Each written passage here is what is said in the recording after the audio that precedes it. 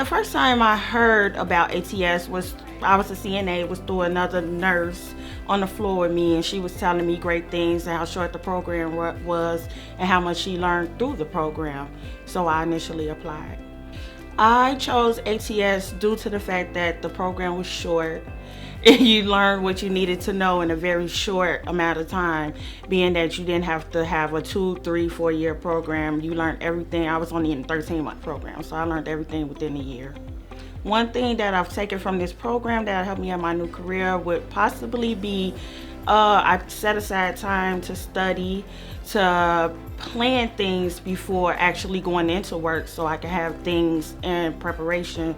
I want to prevent complications before they occur.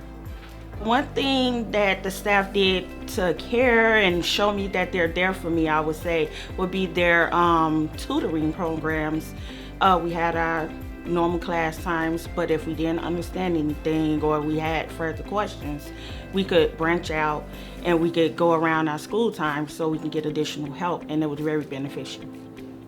Study, because going into tests and exams without preparation is grounds for disaster, so study.